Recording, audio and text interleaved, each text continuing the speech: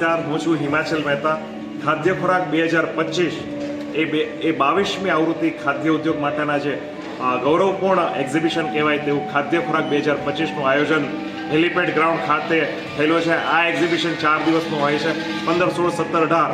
આજે ત્રીજા દિવસે આપણે જ્યારે વાત કરી રહ્યા છીએ ત્યારે આ એક્ઝિબિશનની ખાસિયત એ છે કે અહીંયા દેશ વિદેશના 22 કન્ટ્રીઝમાંથી લોકો અહીંયા આ એક્ઝિબિશનની પ્રદર્શનની મુલાકાત લેવા આવી ચૂક્યા છે. ખૂબ જ એ લોકોને આ પ્રદર્શન ગમ્યું છે અને તેઓ અહીંયાથી આપણી ભારતીય સંસ્કૃતિ, ભારતીય પરંપરાગત ભોજન અને એને રિલેટેડ જે મશીનરીઝ ને બધું છે એનો ખૂબ સારી સ્મૃતિઓ તેઓની સાથે લઈને ગયા છે.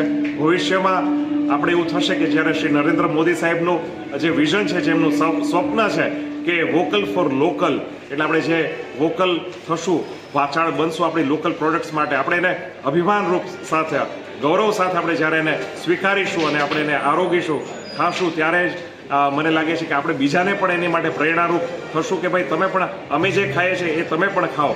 ત્યારે આ પ્રદર્શન દ્વારા પ્રત્યક્ષ કે પરોક્ષ રીતે 1 લાખ રોજગારોનું નિર્માણ, સ્વરોજગારોનું નિર્માણ અમે લક્ષ્યાંક હતો. અને વોકલ ફોર લોકલની સાથે અમે એની સાથે એક એડ કરેલું છે કે vocal for local and local two global, એટલે આ પ્લેટફોર્મ દ્વારા લોકલ વ્યક્તિઓ છે એ ગ્લોબલ સુધી પહોંચે, વિશ્વના અનેક દેશોમાં આપણી ભારતીય સંસ્કૃતિને બધું એ ફેલાય એના પ્રયાસ રૂપે અહીંયા 1400 સ્ટોલ્સ છે, સાથે 700 ઉપરાંત કંપનીઝ છે, હજારોની સંખ્યામાં એની પ્રોડક્ટ્સ છે.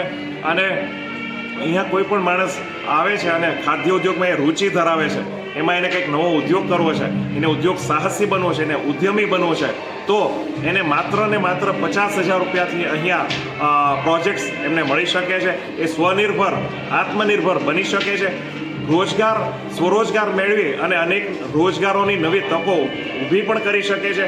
અને એ તકો ઊભી કરી અને મને લાગે છે દેશના વિકાસમાં, દેશના જીડીપીમાં પણ ઘણો સિંહ ફાળો આપી શકે છે એવા ઉદ્યોગ છે. ખાદ્ય ઉદ્યોગ એટલે મને લાગે છે કે એક સમુદ્ર છે. એ સમુદ્ર ખારા પાણીનો નહીં પણ મીઠા પાણીનો છે, કારણ કે આ સમુદ્રમાં અનેક ઉદ્યોગ, આપણે સવારથી સાંજ સુધી, સવારે જાગીએ તે સાંજ સુધીમાં અનેક પ્રોડક્ટ્સ ઉપયોગ કરીએ છીએ અને આ બધી જ પ્રોડક્ટ્સ છે હવે તેનું કોમર્શિયલાઇઝેશન થાય છે. વચ્ચેના અમુક સમય એવો ગયો જ્યારે આપણને આપણી જ પ્રોડક્ટ્સ પ્રત્યે અરુચિ થવા માંડી હતી, ત્યારે ફરીવાર એ બધી જ પ્રોડક્ટ્સને અત્યારે રિવાઇવ કરવાનો સમય થઈ ગયો છે. આપણી પરંપરાગત જે વાનગીઓ હતી એ ફરીવાર લોકો હવે એને ખૂબ જ પ્રેમથી, સ્નેહથી આરોગતા થઈ ગયા છે. અને એને રિલેટેડ તમામ મશીન્સ, એનું કારણ બીજું એ પણ છે કે આપણે ક્યારેય તેનું કોમર્શિયલાઇઝેશન અથવા તો એનો વ્યાપ વધારવો અથવા તો અન્ય લોકોને એમાં પ્રચાર પ્રસાર કરવો, એ આપણા ક્યાંક ને ક્યાંક આપણે એ ઉણપ હતી. મને લાગે છે ત્યારે આજના સમયમાં આપણા વડાપ્રધાનશ્રી, આપણા રાજ્યના મુખ્યમંત્રીશ્રી, આ બધાના ઘનિષ્ઠ પ્રયાસોના કારણે મને લાગે છે કે આ ઉદ્યોગને એક નવી દિશા, નવો વેગ મળી રહ્યો છે. અને આપણે પણ ફૂડ પ્રોડક્ટ્સ છે દેશ વિદેશમાં હવે જઈ રહી છે. ગુજરાત છે એ ઘણી બધી બાબતોમાં ખાદ્ય ઉદ્યોગમાં ખૂબ જ અગ્રેસર છે, જેનું પણ આપણને ગૌરવ છે. ડેરી ક્ષેત્રે એશિયાની અને મને તો લાગે છે કે વર્લ્ડની સૌથી મોટી ડેરી પણ આપણે અને દૂધ ઉત્પાદન આપણે ધરાવીએ છીએ, ત્યારે હવે એ ક્ષેત્રમાં પણ ઘણા નવા વેલ્યુ એડેડ પ્રોડક્ટ્સ થઈ રહ્યા છે. અને તે રિલેટેડ પ્રોડક્ટ્સની મશીનરીઝ છે એ ખાદ્ય ખોરાક પ્રદર્શનમાં મળી રહી છે. આ વર્ષે ખાદ્ય ખોરાક પ્રદર્શનની અંદર અમે વિશેષ રૂપથી મિનિએચર મશીન્સ ઉપર વિશેષ ધ્યાન રાખ્યું છે, જેમાં નાના કોમ્પેક્ટ સાઇઝના મશીન્સ છે એ હવે મને લાગે છે જગ્યા છે એનો અભાવ તો દરેક જગ્યાએ હોય છે, ત્યારે મિનિએચર મશીન્સથી, નાનામાં નાના મશીન્સથી ઓછી જગ્યા રોકે અને એમાંથી વધારે આઉટપુટ મળી શકે એવા મશીનો ની અહીંયા ડેમોન્સ્ટ્રેશન અહીંયા થઈ રહ્યું છે. ત્યારે આફ્ટર ફાર્મિંગ એટલે પોસ્ટ હાર્વેસ્ટિંગથી લઈ અને છેક આપની થાળીમાં, આપના પ્લેટમાં જે પ્રોડક્ટ મળે ત્યાં સુધીની તમામ પ્રોસેસિંગથી લઈ, પેકેજિંગથી લઈ અને લોજિસ્ટિક્સ સુધીની મશીનરીઝ અહીંયા ઉપલબ્ધ છે. વિશેષમાં અહીંયા 4 દિવસની અંદર 3000 લોકોનું સન્માન થયેલું છે. આ લોકો એવા, જેમ કે તમને વાત કરું કે નારી રત્ન એવોર્ડ, વિમેન એમ્પાવરમેન્ટના ભાગરૂપેના પ્રયાસ રૂપે અહીંયા 10 ઇન્ટરનેશનલ ફિમેલ્સ, વિમેન, સ્ત્રી અને ભારતની 50 નારીઓ જે લોકોનો આ ઉદ્યોગમાં વિશેષ પ્રમાણે કંઈક એમનું યોગદાન હોય તેમને અહીંયા સન્માનિત કરવામાં આવ્યા છે. અહીંયા બેકરી કોન્ફરન્સની અંદર લોકોને સન્માનિત કર્યા છે. ડેરી કોન્ફરન્સીસ અહીંયા થઈ છે. વિશેષમાં આવતીકાલે ચોથા દિવસે અહીંયા ભારતના 22 રજવાડાઓ અહીંયા આવી અને તેમને તેઓ સન્માન સ્વીકારવાના છે.